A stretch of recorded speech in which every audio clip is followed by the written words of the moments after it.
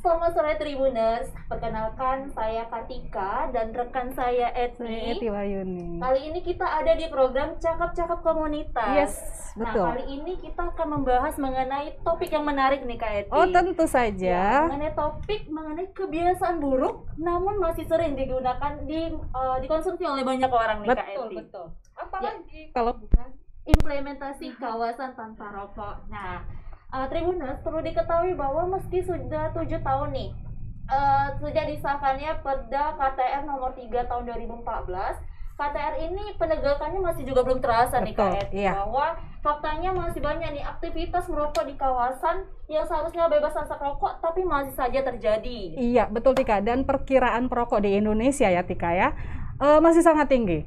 Yang lebih parahnya lagi terjadi peningkatan pada anak-anak usia remaja.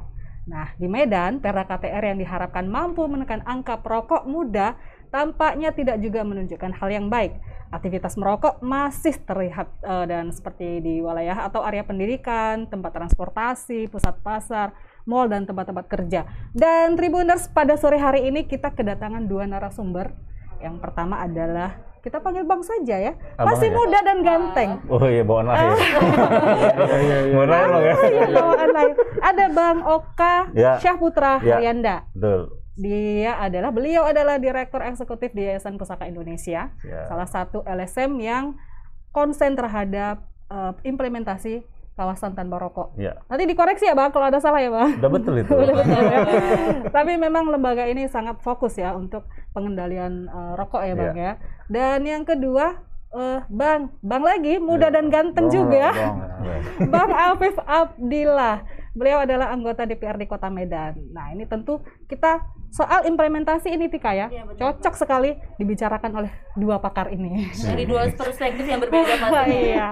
Ya. Satu dari menyangkut regulasi ya Bang ya, kemudian yang satu adalah tentang dampak sosial barangkali lebih ke situ. Ya. Mungkin kita mulai dari Bang Oka dulu, panggilan akrabnya Bang Oka bisa menceritakan apa sih sebetulnya implementasi KTR ini dan barangkali bisa diceritakan latar belakang hingga disahkannya Perda KTR ini Bang. Ya, terima kasih Kak Eti. Sebenarnya Perda KTR ini kan memang ketok palunya itu di Desember 2013.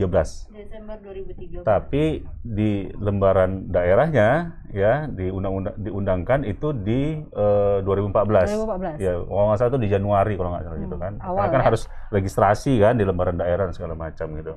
Nah, itu memang cukup panjang prosesnya dan sangat banyak menguras tenaga juga, terutama bagi kita-kita ya para penggiat pengendalian tembakau khususnya kawasan tanpa rokok ini gitu. Karena sebenarnya Perda ini di 2010 atau 2011 ya itu sudah masuk ke DPRD Kota Medan. Oke. Tapi 2 tahun nggak pernah dibahas. Ya biasalah ini kan sebuah produk yang cukup kontroversi juga ya. Iya. Kalau misalnya terkait soal narkoba mungkin kita bisa sepakat semua Iya, gitu betul. kan. Nah, ini soal rokok dan Rokok pasti banyak yang ada kaitannya kontra. dengan soal perilaku dan lain-lain. Iya. Ya kita tahu lah Anggota dewan banyak yang merokok. Ya, jadi proses itu juga berpengaruh terhadap lambatnya DPRD mengesahkan Proses ini. itu. Nah, kemudian Pusaka melihat ini perlu ada usaha advokasi yang kami lakukan gitu. Kami berkolaborasi dengan Pemko Medan sendiri, khususnya Dinas Kesehatan.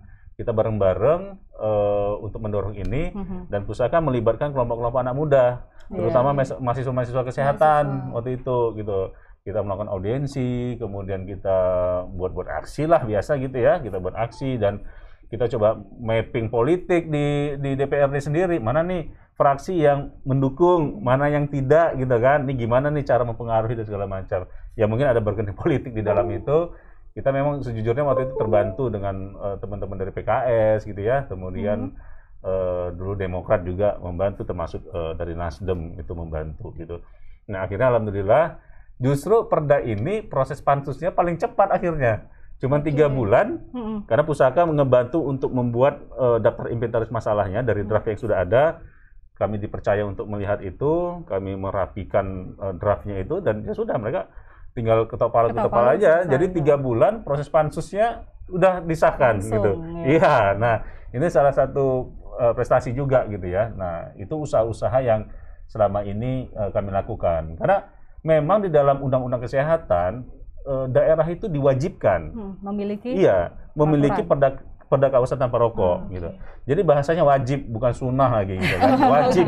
Nah, tingkat itu paling tinggi. Paling tinggi dan itu undang-undang gitu ya. Undang-Undang Kesehatan Nomor 36 Tahun 2009 itu menjadi landasan hukumnya gitu. Dan ya itu menjadi latar belakang dari proses panjang pengesahan perda kawasan tanpa rokok gitu ya. Dan akhirnya ya diundangkan di di 2014. Dan perda ini kan juga tidak bisa berdiri sendiri, kan ada petunjuk pelaksananya, itu melalui peraturan wali kota gitu. Nah, alhamdulillah dengan proaktifnya teman-teman di PMKO waktu itu segera mereka memproses peraturan wali kotanya. Jadi kira-kira bulan Juni itu peraturan wali kota sudah keluar. Itu sebagai pelaksanaan teknis dari perda itu.